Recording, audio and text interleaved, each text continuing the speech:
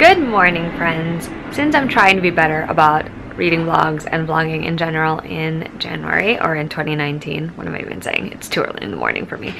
I decided that I would finally pick up my vlogging camera and vlog a little bit on this Saturday morning before we leave for the movie theater. We are going to see Aquaman today and Into the Spider-Verse today because why not do a double feature when you can? I just wanted to take a clip because I am currently reading The Name of the Wind by Patrick Rothfuss, which Kristen has been asking me to read for years now, and I finally decided I was going to do it today. I started it yesterday and I got that far into it.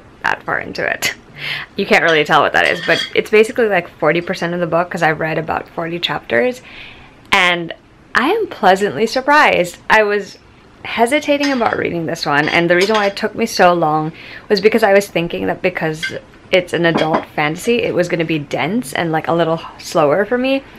But I am very pleasantly surprised, like I said, by the fact that this one is actually not very hard to get into. The writing is really easy for me to read, and I was immediately sympathetic toward Quoth, which is always a good thing. You always want to care about the main character, and that is the entire reason that I am reading it so fast, because I care so much about Quoth and what happened to him and his story, and it's just been very interesting so far. I have a lot of feelings. It's almost essentially like Kristen and I are buddy reading it, because I've been texting her every 5 chapters with like thoughts and feelings and impressions, and she's just been like, keep going, keep reading, and there's so much more to come, and I love it. So I'm very, very excited that I love this. I'm gonna set it down now because it's heavy, but yeah, I think I can actually finish it maybe tomorrow afternoon. We'll see. It really depends on if I get some more uninterrupted reading time, which I had yesterday, which is why I got so far into it.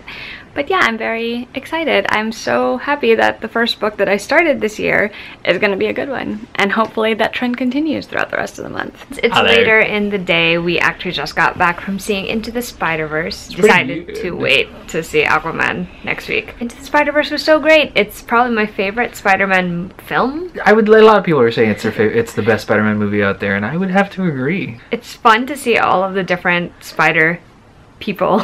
I love Miles Morales. I love Gwen, Spider-Gwen, but I especially love Miles Morales. Like I told Maki, I think for me the real appeal of the movie is not only the fact that it has all these parallel dimensions and universes, but specifically it's about a teenager who has to make the decision for what he wants to be, and he has to do it on his own, and that's always something that I have loved in a story, so to see it in a superhero film was kind of amazing. And that's always the quintessential Spider-Man story at the core. It's, I'm a teenager and what am I going to do now with what I've been given, and what will I decide to be? And they did it well, and I think Miles is awesome. So also bonus John Mulaney.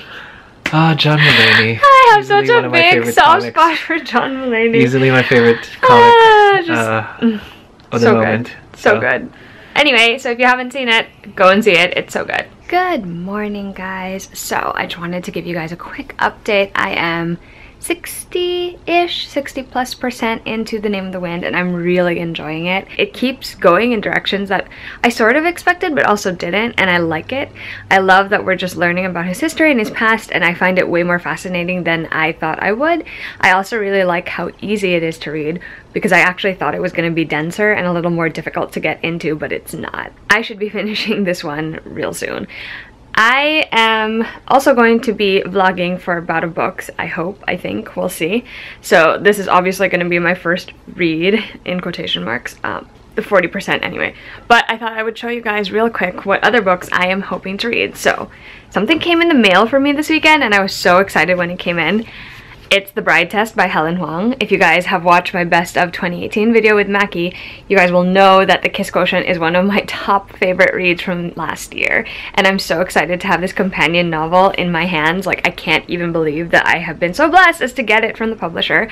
So thank you so much, Berkeley Romance. I cannot wait to dive in. This is definitely going to be what I read right after The Name of the Wind. I am hoping to read A Curse So Dark and Lonely. Ooh, that's so shiny. A Curse So Dark and Lonely by Bridget Kemmerer. I have enjoyed all of Bridget Kemmerer's books. I've been reading her since she first released her initial series, the Elementals one, which is really good, by the way, and you should check it out. This one is a Beauty and the Beast retelling, a darker Beauty and the Beast retelling, and I cannot wait to get to it. And just for, you know, variety and good measure, I thought I would throw in volume 2 and volume 3 of Wotakoi, Love is Hard for Otaku. I also talked about this one. I think I talked about it in our best movies, TV shows, and music video. I just love Wotakoi. It was a recommendation from Kristen over at Super Space Chick, and I just find it so delightful to read this story because it's about 4 co-workers in Japan who are all actually otaku, and I love it so much. So yeah, that's my update for About Books right now. At the end of the day, I'll probably tell you guys how much I've read. Hello everyone, so it is day 2 of About Books, and I just managed to finish The Name of the Wind early this morning at like 12:30 a.m. and it was because I couldn't set it down. I have said from the beginning that I'm very sympathetic towards Kvothe, and this hasn't changed over the course of the novel, even though he's kind of arrogant and thinks he knows everything and also can be occasionally selfish. I am still quite enjoying reading his adventures. It's funny because he actually, like, this whole recounting of him and his adventures and how he was reminds me a little bit of Numair from the Immortal series by Tamara Pierce, and that's a good thing because I love Numair. So I am very excited that I finally managed to read and finish The Name of the Wind. I definitely need to pick up the second book, and I think the novella that's out, because I just want more of this story. And also it ends well, but at the same time, like, you know, there's so much more that's going to happen, so I'm kind of just like dying over that. But I wanted to stop and say a few thoughts about The Name of the Wind, and also mention how excited I am to start The Bride Test by Helen Wang. Like I said, I think in an earlier vlog clip, this is the companion novel to The Kiss Quotient, which I loved last year. This one is about Kai, and I am so excited. Like, ugh, ridiculously excited, and I cannot wait. I hope I love it as much as I love the first one. You guys will definitely find out. So yay, About Books Day 2, new book. I feel like you guys are always catching me right before I leave for work, but it's usually the ideal time for me to do an update because it's like natural lighting and then I'm not always in a rush. So I said I was starting the Bride Test yesterday. I finished the Bride Test yesterday. It was so utterly delightful. I enjoyed getting to know Kai, who is Michael, the love interest in the first book's cousin, and I also enjoyed getting to know his love interest, Esme, and best of all, I enjoyed getting to see Kwan again and a few other members of their family, and I definitely thought it was delightful. I did have a few personal quibbles, which I'll talk about when I review it, but other than that, it was definitely enjoyable, and I look forward to whatever Helen Wang has next, and I also cannot wait for everyone else to get this when it's out in May. I know, I read it super early. I'm so excited though, and this cover is delightful. So since I finished that book, and we're still in the About Books mode, I'm going to read A Curse So Dark and Lonely by Bridget Kemmerer. This is a darker Beauty and the Beast retelling. It's being published by Bloomsbury at the end of this month, January 29th, I want to say, and I really want to love it. I know my friend Rachel from Hello Chelly has read it and loved it, and I know Kristen from Super Space Chick is currently reading it as well, and she is really enjoying it and thinks I will too, so I cannot wait to get to it. I'm so excited and I can't wait to start it. Hello! Different background because we're now in my room, but I wanted to do an update because I am almost halfway through A Curse So Dark and Lonely, and I'm really enjoying it. Go baby! Maki's here too. I am really liking the Beauty and the Beast elements of this one. I'm enjoying the main characters, Harper and Ren, but my favorite character is Gray, who is the captain of the guard, which is not going to be a surprise to anyone who follows my blog or Instagram or this channel. So yeah, I'm really enjoying that. I'm also 2 chapters into City of Brass by S.A. Chakraborty, and I'm surprisingly into that one too. Like, the way chapter 2 ended left me wanting more, and I cannot wait to go back to it. That's what I'm reading on my Kindle. But yeah, that's what's been going on, and I hope I will finish Curse tomorrow because I have to start another book too. Good morning. I meant to do this update yesterday, but I guess we're just gonna do it now. I finished reading A Curse So Dark and Lonely yesterday, and I really enjoyed it. I didn't give it a full 5 stars, but I definitely enjoyed seeing how this author took the Beauty and the Beast story and made it her own. I enjoyed the main characters, Ren, who is the prince, and Harper, who is obviously the girl. But even more than those two, I enjoyed Gray, who is the commander or the captain of the guard, and I just love him so much. Like, I have so much affection for him. And it's a good story. Like, I read it way faster than I was expecting to. And I think it's because of the way Bridget Kemmerer writes. It's just so easy to get into, and before you know it, you're like halfway through or like done with the book. I also think it was interesting just to have that whole element of Harper being from our world and being pulled into their world, which is very intriguing.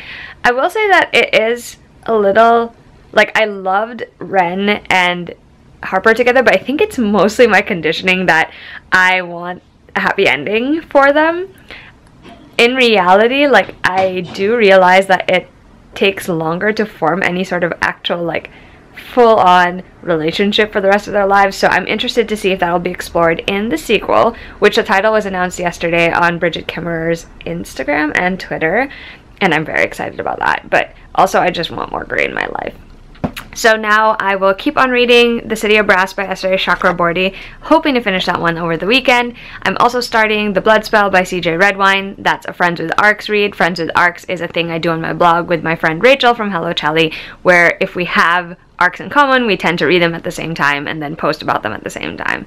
So yeah, I'm looking forward to all of this reading. Hi, hello. It feels like forever. It's been a couple of days since the last time I filmed any sort of vlogging thing. It was probably because I did not feel like myself over the weekend when I was feeling really sick, which was no fun at all. But I did get quite a bit of reading done since the last time I updated. I finished City of Brass, which was really good. I gave it 4 stars only because I wasn't as invested in either of the main characters as I would have liked to be, but I did definitely enjoy it, especially when things got heated during the last third and set it up perfectly for the next book. I'm very curious to see where it's going to go and what the main characters are going to do, so I'm definitely going to be reading that. And then I managed to sneak in a fluffy contemporary romance while I was feeling kind of ill, and that one was Making Up by Lucy Parker. It's the 3rd book in her London Celebrity series, and I really enjoyed it. I have been enjoying that series since the very beginning, although this one hasn't eclipsed the 2nd as my favorite book. It was definitely very enjoyable, and I loved the entire show. I really enjoyed Trix and Leo and their little romance. It was very cute. And then I started reading The Blood Spell by C.J. Redwine last night. It is the 4th book in her Ravenspire series, and I was admittedly a little concerned going into it because I love The Shadow Queen, which is the 1st book. I love The Shadow Queen, which was the 1st book. I also really loved The Wish Granter, which was the 2nd book, but I didn't so much love The Traitor Prince, which was the 3rd one. So I was kind of concerned that I was going to feel the same way about The Blood Spell, but I'm actually quite enjoying it. I'm like 16% into it or so it's early days. But I definitely think it's enjoyable. I'm curious to see where it's going to go. This one has more of a Cinderella bent to it, so I want to know how that's going to play out in this book. I also am starting The Iron King by Julie Kagawa today. That is the 1st book in her Iron Fae series, and like I mentioned before in some other video, I'm sure, I'm doing sort of like a very casual, unofficial paranormal book club with my friends, Rachel from Hello Chelly, Kristen from Super Space Chick, and DJ from Life in Fiction, and we're just gonna go back and read some old paranormal series that we either started or never finished, or we always wanted to read but never read, or we want to reread again. And in this case, for DJ and Rachel, it's a reread. For me and Kristen, it is a new to us series, so hopefully we enjoy it, hopefully. But since I didn't get any reading done this weekend, I actually did a lot of watching. I caught up on Boruto. I also started a series called The Promise of Neverland, which, according to Mackie, the 3 main characters remind him of Will, Jem, and Tessa from The Infernal Devices. Also, that show is dark. It's only 1 episode because it's a new show, but like, it's dark. We watched a couple of episodes of Full Metal Alchemist Brotherhood, which I'm really enjoying. It's just hard sometimes to watch because it is very dark and it is very serious. What else? We also watched, we've caught up on The Dragon Prince, which I really enjoyed the 2nd half of that season. Like, I was really enjoying the 1st half, but it didn't quite reel me in the way the 2nd half did. And last but not least, we actually binge watched the entire season of Sirius the Jaeger, which is on Netflix, and it's so compelling and it's so good, and I really enjoyed how tight the storytelling was and how interesting that world was, and I'm looking forward to another season, which they will hopefully give us. Hello friends! So slight venue change, and you probably can't hear me very well, but we're at a place called Cool Mess, and by we I mean me and my sister Rachel. We try to get dessert somewhere new every month while she's here, and we also try to get coffee every month. And we decided to kick things off by coming to Cool Mess. You can essentially make your own ice cream, which is pretty cool, and I'm excited to do it. I don't know if you guys can hear me for this reading update, so I'm gonna say it anyway. I am like 60% into the Blood Spell, really enjoying it. It is so YA, but in a good way, and the fairy tale retelling for Cinderella is just very clever and very well done. And I also started The Iron King by Julie Kagawa today, and I'm 2 chapters in, and it's also very YA, especially of its era, but I am really enjoying it. I like Megan. I like the hints of like the fae that we're getting, and I also really love her brother Ethan, who is just cute and adorable, and he's like great, and I'm excited to see what happens next. There's a scene in chapter 2 though that reminds me so much of a scene in A Walk to Remember the movie, and I keep saying that to everyone, so yeah, I'll update you later.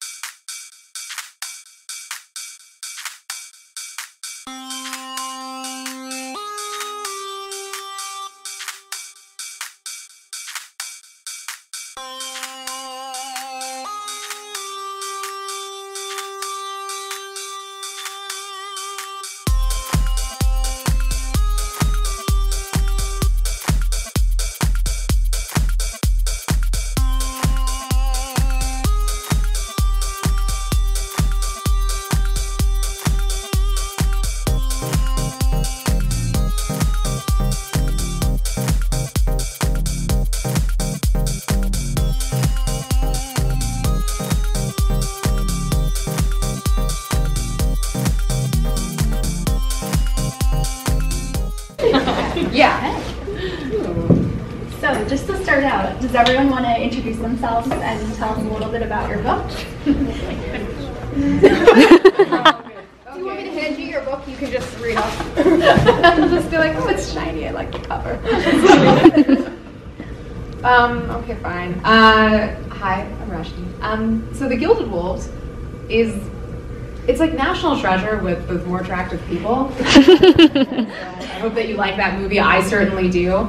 And that was kind of why I started having like the idea in the first place. I just wanted to play with like an ensemble cast and put them in my favorite city. And so that's my pitch for the book. But there's also, of course, like post-colonialism agenda, etc. Blah, blah, blah. Oh my god. Let me check levels here. Here, right here. Yeah. That's a professional thing to say. Check levels.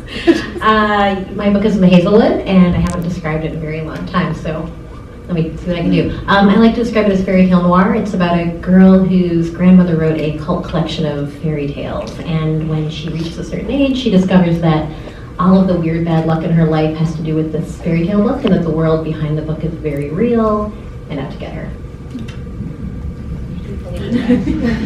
Hello. First, thank you all for coming out here on this cold work school night. I am Shannon Chakraborty. This is my book, The Kingdom of Copper. It is book 2 in the Daevabad trilogy, which is about a thief from 18th century Cairo and a Jinn prince and political revolution. They're all so good. They're great. They are. Okay, so each of your books has a very lush setting, and I wanted to find out, how did you decide where to set the book and what its relation is to the real world? Because there's always an element of kind of an alternate reality going on. Do you want me to start since you tell me? Yes, I do. So my book started very strangely. It wasn't supposed to be a book. It was supposed to be this weird world building project I worked on while I was working a job that I hated and I wanted to go back to graduate school for medieval Islamic history. And I started working on this little world building project of adding magic to some of the places and eras that I really liked. And the way I did this was by looking at traditional Jinn folklore. We have this idea that they're these unseen spirits who live beside us. They have very long lives. I'm a history buff. I thought that was really cool. I was just like, yes, I would like to live for hundreds of years and quietly spy on humans. That would be neat. So I started writing this book and setting this world, and I had so much of the politics and the history and the place done already that a lot of it was easy when I finally got to a plot. I was like, oh, okay, I'm going to use the magical city of Davabad, which I'm going to model off this particular city of Kaf that's supposed to be behind the green hills, and it's where magical spirits are. So just pulling in a lot of real world history was how I built mine. Mine's a portal fantasy, so it starts in the real world, and then from there I kind of envision it as like level by level descent into increasingly weird sort of Fairyland. And I started it in New York because I live here, and because I have the outsider's perspective. I love it in the way only an outsider can, like that particular, like, I loved it from afar, and now I'm here, and I love it still. So it's like specific, but like a little bit gilded, like that idea of New York that you have when you don't know it as well as people who grew up here. And then, you know, I don't want to say too much about the back half of the book, but it's, you know, weird and fairy tale-ish and dark. Yeah, I want to like drive through it, but like really fast. It's still like terrifying. So I love the city of Paris. I've been a couple times. It's really magical. But when I was writing The Gilded Wolves, I wanted to set it in La Belle Epoque era, which is 1889 Paris. To me, I thought it was going to be just Moulin Rouge and champagne and chandeliers and everyone's having a ball. It's going to be great. It is not that. As like you go further into history, and I ended up finding out a lot about like my own heritage. For example, 1889 was when they had the World Fair of Paris. This was when they actually built the Eiffel Tower to serve as the entrance to this collection of all these Western powers talking about how great they were. But with all that greatness came a lot of ugliness and dark roots of imperialism. This was when they had human zoos, and it was the highest attraction. And it was something that spoke to me very personally, because my mother is from the Philippines. And in the 1904 St. Louis World Fair, they had a human zoo where they brought in indigenous Filipinos and literally put them on display. So for me, the world that I was building, even though it was an alternate Paris, I still wanted to talk about that question of power and the question of who owns the past and what it looks like if you are someone like me, someone from a marginalized background, and to live in that world that's so gorgeous, to earn the name The Beautiful Years, but always to belong to the sidelines of it. Hello friends, so quick update. All of the footage that you probably just saw is from the event that I went to tonight with my friends, Rachel from Hello Charlie, DJ from Life in Fiction, and Kristen from Super Space Chick, and Kristen's husband Andrew were all there, and Kristen's brother as well. And we went to the Gilded Wolves event that was held at the Barnes & Noble on Lexington and 86th, and it was so much fun. Roshni is such an eloquent speaker, and it's so cool to see her again years after her debut came out, which was the only other time I've seen her. And I love listening to her and Melissa Albert and Shannon Chakraborty just talk about their books and talk about all of the things. And it was really fun. And I got The Gilded Wolves signed, and if you haven't read it, you should, because it's great. But I wanted to do a quick reading update. I am 65%-ish into The Blood Spell, really enjoying it.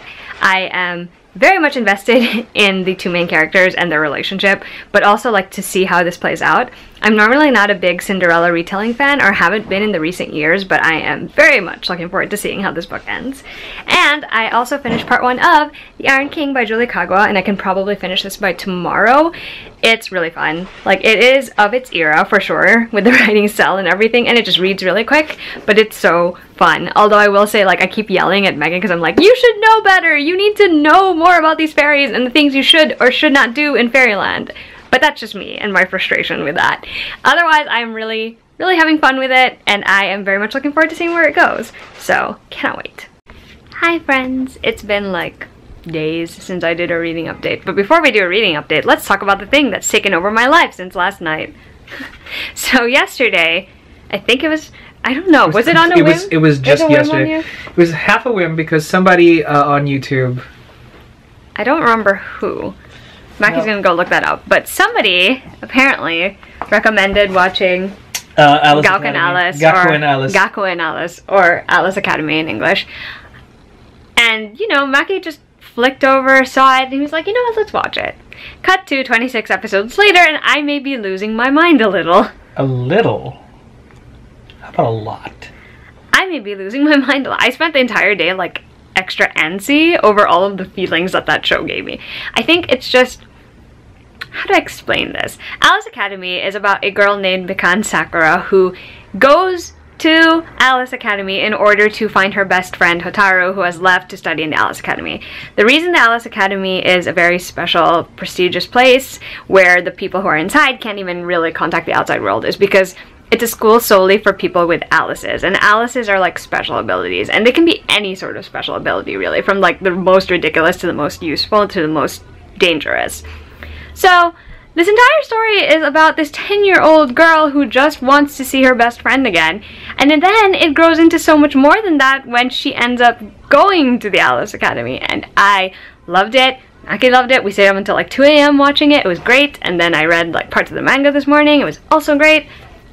He's still looking for whoever recommended it. But anyway, aside from the fact that that has taken over my life, I also finished reading... I don't know if I said it already, but I finished reading The Iron King by Julie Kagawa on Friday. It was really fun. I have to say that the writing is a tiny bit clunky, and I also felt like I wasn't quite as invested in the character relationships as I would have liked to have been, but it was so fun, and it did not go in the direction I expected it to go, and I think that's always a good thing when you're reading a book. Plus, it's Fae, so I never know where it's going to go or if I'm going to like it, but in this case, I did like it, and I will continue reading the series. I also finished reading The Blood Spell on Friday, and that one was so good, too. It gave me a lot of feelings of the good variety. I really like what CJ Redwine did with the Cinderella story, and I think it was so, like, well done and so much fun, and I'm just so glad that I finally have another Ravenspire book to love. Right okay. now. In which case, so... Side note. Ina Solicito, you're awesome. Yes. So Ina, you had actually watched all three. So for those of you who don't know, Ina had actually left a comment. She watched all three of our recommended videos just to see if we covered Gakko and Alice. She did kindly enough warn that the anime is only like 20% of the entire story. Gee, I should have read this comment. And she was, and so... Don't worry, I am reading the manga, actually. And she was like, she would love to hear our thoughts on Higuchi Tachibana's... oh, it's going to be in the video. It's going to be in this. Like, there's no doubt in my mind that it's going to be in the video. And I did comment back on Ina's comment, and I basically said that, oh yeah, I did total blast from the past for me, because he only I comments yesterday. Right, and so I thought, you know, on a whim, let's watch it, and 26 episodes later... all here in we one are day, with my new obsession. With a completely new obsession, because it was absolutely... So good. It is okay. It is the marriage of things that Maki and I both like in animes. Literally, because it's like these kids who have to band together, but also like there's a tiny ship in there. Tiny ship in there. And it's Maki's favorite kind, where they're both kids, and then there's like all of this like friendship and loyalty. Meanwhile, I'm just like, ooh, there's a growly soft boy, and there's an actual soft boy. That's right. Growly soft boy is and an actual one. And an actual There's soft two. boy is actually now a thing, apparently, in this household. Well, her thing in this household. No, I get it. that's apparently my thing all the time. So, yeah, that's where we're at. So, anyway. Shoto, what's his name? Shoto... Todoroki. Todoroki, anybody? Oh, I miss my hero. He's not half as growly as... He's not as Bakugo, growly. But so, anyway. Anyway, so, yeah, that's what's happening. Anyway, I am currently reading The Beast's Heart by Leif Shallcross, and this is a Beauty and the Beast retelling, but it's told from the perspective... Like I was saying, this is told from the perspective of the Beast, and at first I was kind of, like, skeptical because it wasn't really drawing me in, and now I'm, like... 300 pages into it, and I also just need to know how it ends, even though I kind of know how it ends because duh, Beauty and the Beast retelling. What's Maki reading, you might ask? Well, he's in the middle of reading the Genbukaiden arc of Fushigi Yugi. Some of my reading goals may be doable, and some of them I have been informed are not. Thank you, Kristen. But at the she did warn me about it. She was just like, "That's ambitious," and I'm just like, reading between the lines, I'm nuts. So instead of conquering my TBR like right away and trying to clear half of it, I am just at least trying to read the things that I really want to read. So good plan. It's both a reminder of what I absolutely love and absolutely do not like the Fushigi Yugi series, because it's everything I love, and it's all the problematic things that make me go, but I love you enough, I guess, to stick with it, so it's half abusive. Which, to be fair, that also is a thing with Gakko and Alice. There are problematic things in that series, However, However, the ship supersedes, and we get it. no, I and think it's in also because context. like we just love the characters a lot. We really do. So yeah, if you guys are looking for a new anime to check out, definitely check out that one. All right, till later. Bye. So I think I said yesterday that I was reading The Beast's Heart by Leif Shallcross. I actually ended up finishing it last night, and it was okay. I liked it for what it was. It's the Beauty and the Beast story, basically, but told from the Beast's perspective, like I said. And it was interesting to get an idea of what the Beast might have been feeling and his experiences on the flip side of the story. But it's not particularly memorable to me. Oops, bless you. Anyway, I also really liked what the author did with the story of the sisters. I thought that was really good. Other than that, it was like enjoyable enough, but I don't think it's a new favorite. But if you're curious, you should definitely check it out.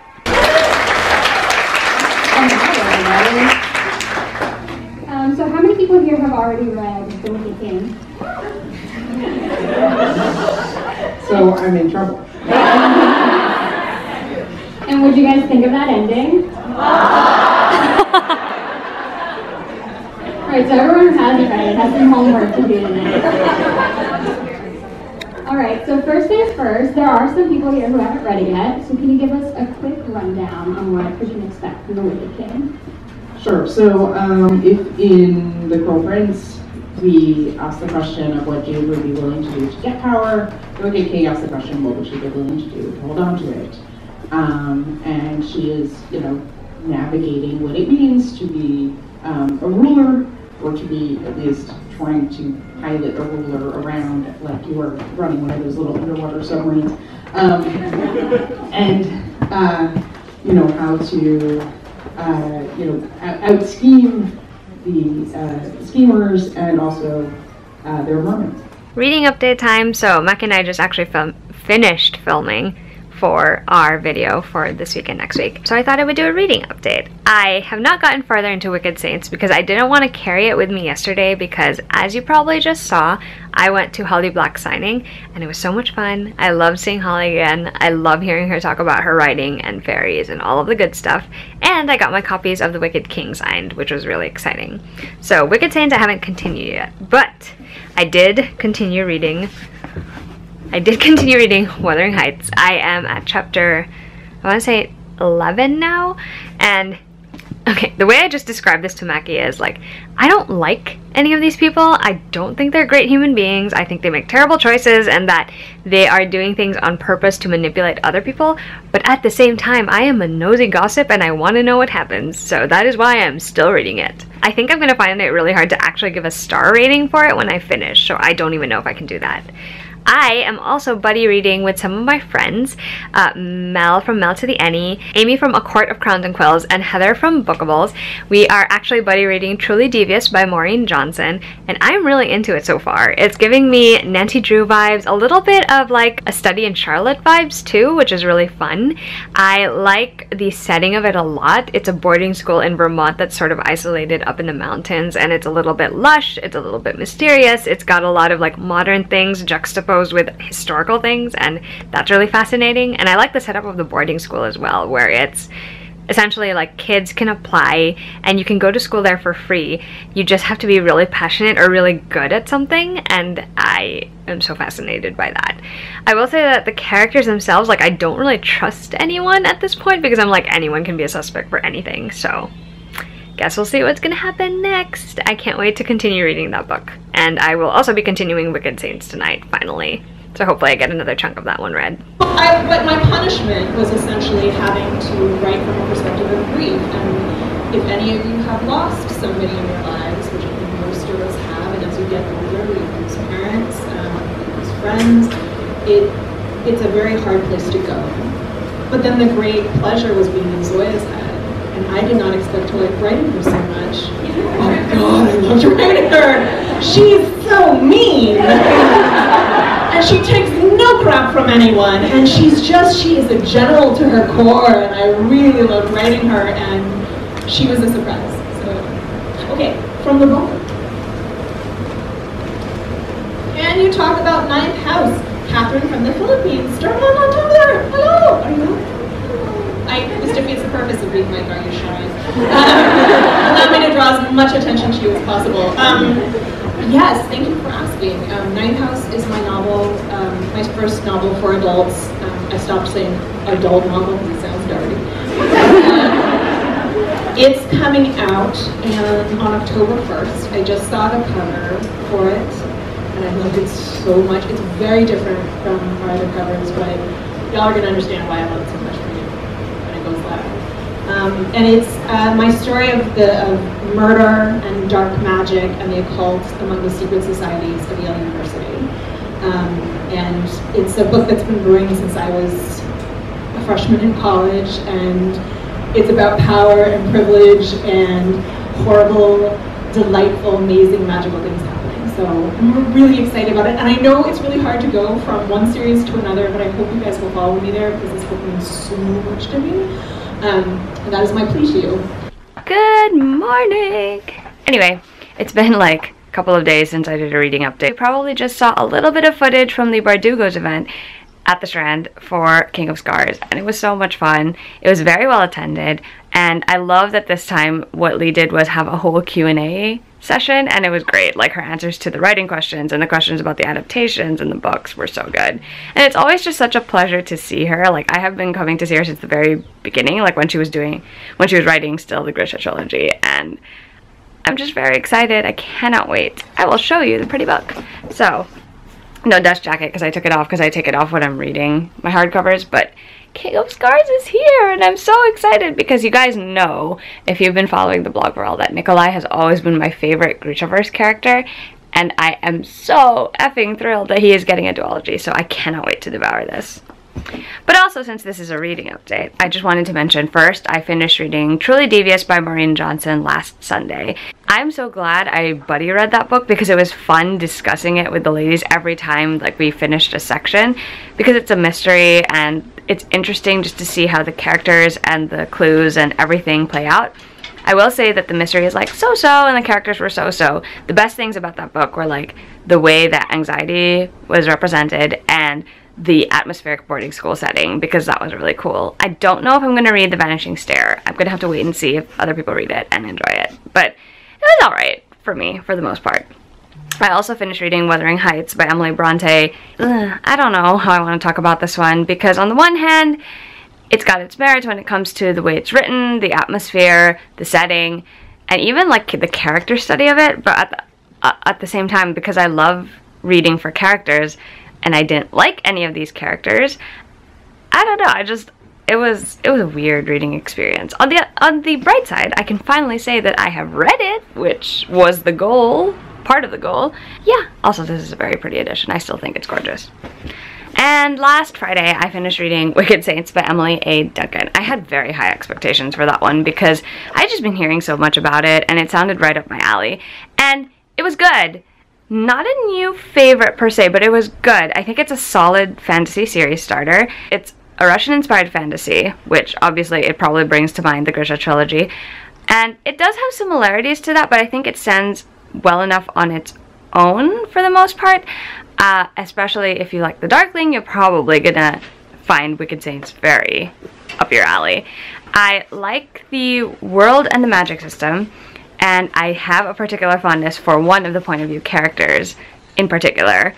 And yeah, I think I'm gonna keep going with the series. I am curious, especially after how this one ends. I was just like, well, that ending though. Yeah, I will say also that the pacing at the beginning it's pretty solid, but it's also not quite like gripping, and then towards the latter half of the book, especially the last 5 to 10 chapters, like things really pick up and you're just like, you gotta keep reading. So fair warning on that. Anyway, I will probably do a King of Scars update later. Hopefully I read it. I want to finish it before the end of the month, so fingers crossed.